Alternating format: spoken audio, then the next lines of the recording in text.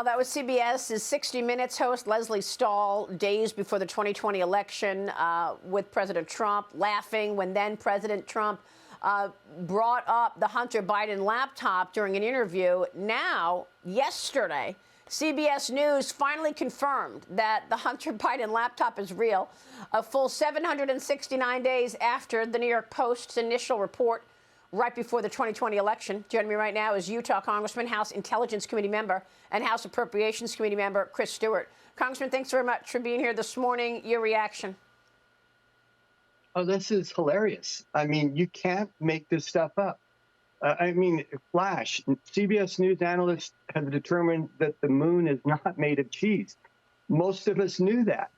Everyone, for some in the media who would continue to deny it. And Maria, by the way, shame on those 50 supposed intelligence officials, previous leaders of intelligence agencies who said, yeah, we think this is Russian disinformation, when they had zero evidence that that was true, when there could be no evidence that that was ever true, because the laptop we know is authentic. And yet they came out with these statements just before the election, clearly to persuade the election. Yeah. And, the New York Post called them the spies that lied. So, I mean, you would think that given their resumes, they would not put their own credibility on the line by signing a paper that calls the laptop disinformation. Why would they do that? I mean, why do that? Yeah, I think the answer is very obvious. They didn't want President Trump to be reelected. Yeah. And they were willing to make an absurd statement, a statement that would easily be proven either true or false. And it shows how political some of them are.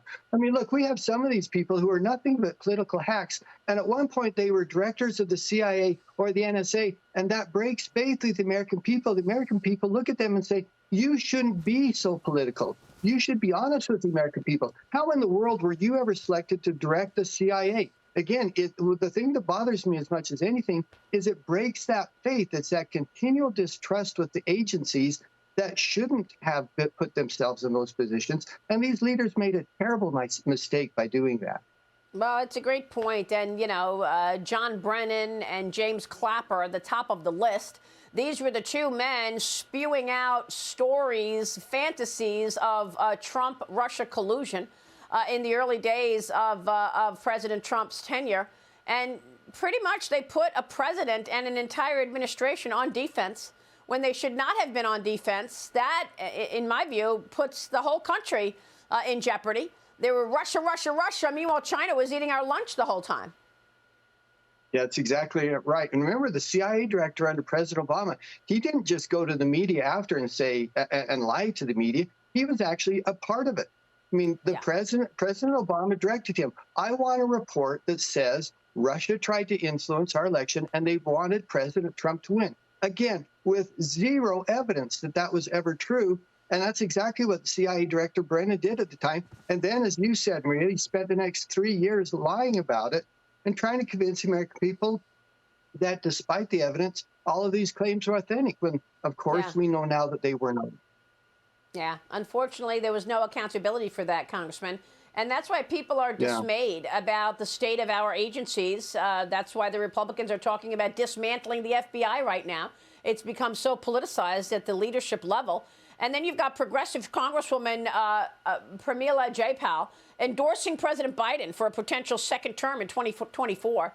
Yesterday, she admitted to Politico, quote, he was not my first or second choice for president, but I endorse him now.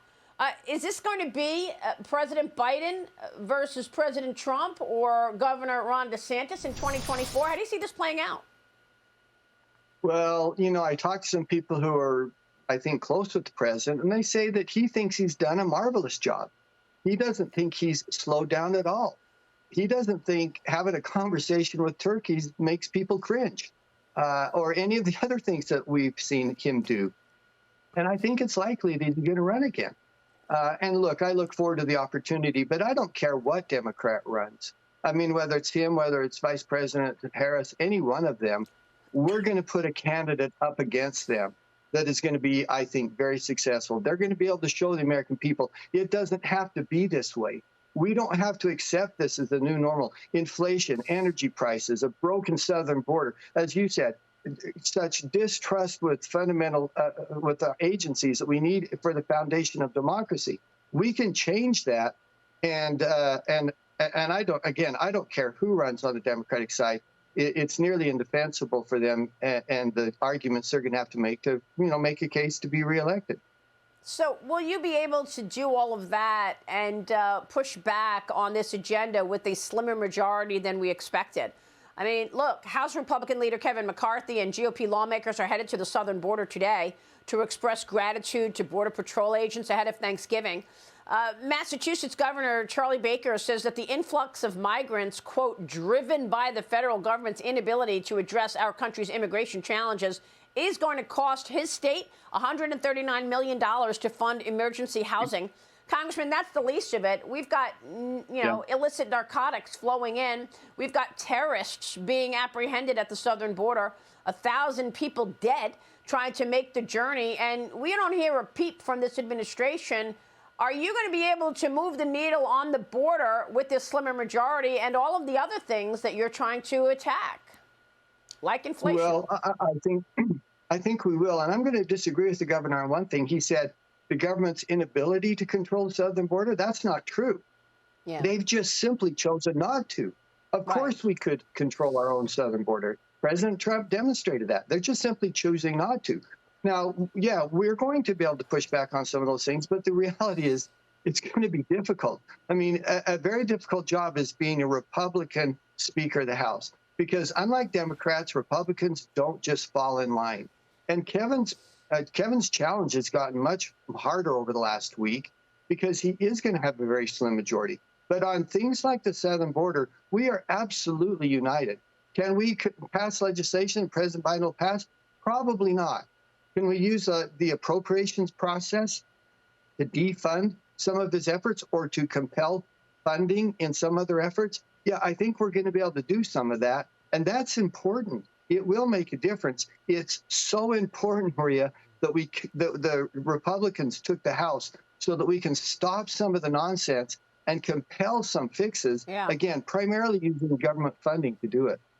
Yeah, I'm just looking at pictures of when we went to Del Rio, Texas, and I spoke with ranchers. They have to carry their guns, their pistols out just to throw out the garbage because their farms are being ransacked. Really quickly, Congressman, before you go, given your role in the Appropriations Committee, how much of the COVID relief-19 money is unspent at this point? Because that's the point that we've been looking at in terms of whether or not to understand whether or not inflation has peaked. If all that money has not been spent, then there's a possibility that inflation is still going to be an issue in the near term.